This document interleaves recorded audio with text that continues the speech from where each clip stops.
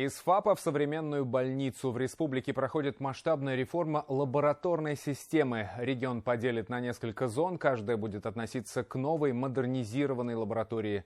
Сдать анализы можно даже в ФАПе, а курьер оперативно доставит биоматериал в медучреждение.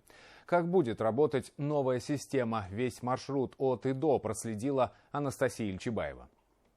Штрих-код вышел, посмотри, там вот написана ваша фамилия лично, это ваш штрих-код. Отрывается, приклеиваем на проверку. Проверка отдается лично вам в руки. Вы проходите процедуру, кабинет дальше. Вручную пробирки уже никто не помечает. У врачей на столах сканер, который все делает за них. Так что перепутать данные невозможно. Машина не ошибается. Мы решили проследить весь путь анализов. Для этого сами сдаем кровь.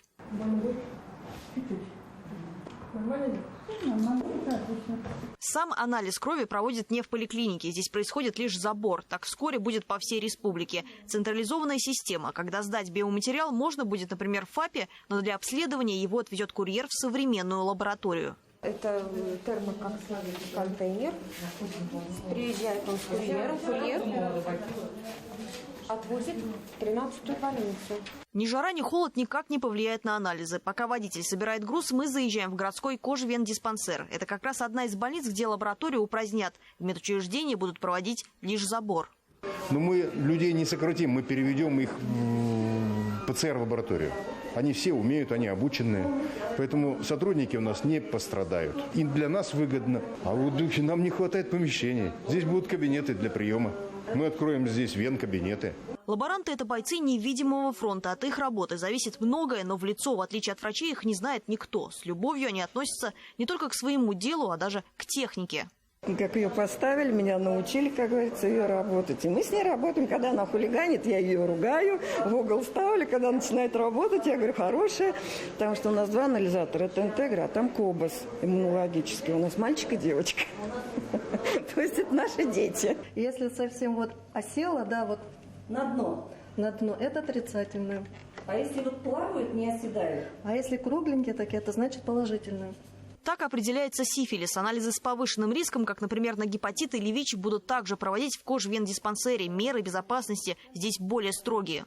Подозрительных, которые где-то сдавали, допустим, в других обыкновенных поликлиниках, да, их положено. Или клинические какие-то проявления, обязательно положено направлять сюда всех этих пациентов. Обязательно. То есть окончательный вердикт, есть у человека сифилиса или нет, только вот выдает наш диспансер. А сумка с нашими анализами благополучно добралась до 13-й больницы. Это, можно сказать, центр лабораторной системы Уфы. Регион поделят на части, и каждая будет относиться к своей лаборатории. Сельские жители смогут сдать анализы, их отправят в точно такое же современное отделение. Сначала все пробирки устанавливают в центрифугу. Это нужно для разделения вещества, а затем отправляют в сортировщик. Сам сортирует пробы по отделам. То есть если это, допустим, гормоны или онкомаркеры, он поставит их в отдел ИХ. Рассчитано это так, что мы берем штатив и уже их переходим сразу на работу, допустим, на биохимию или на ИХ, или это гепатиты. То есть нам не нужно каждую пробирку брать, смотреть и расставлять по отделам, куда она пойдет в работу. Это позволяет сократить время и исключить ошибки. Результаты многих анализов готовы уже в тот же день. То есть как раз гормоны, онкомаркеры, это была накопительная система. Мы собирали кровь, допустим, пациент сдал в поликлинике, мы собирали ее неделю, замораживали, то этот анализатор позволяет нам сделать все именно в этот же день. Переход на централизованную систему повысит качество работы. Сельчанам, например, станут доступны анализы, проводящиеся на таких же аппаратах, что стоят в московских клиниках. Если раньше обследования делали по 30-50 позициям, то теперь по 430. Такая реорганизация также экономит деньги, которые дальше можно вкладывать в модернизацию или другие программы здравоохранения.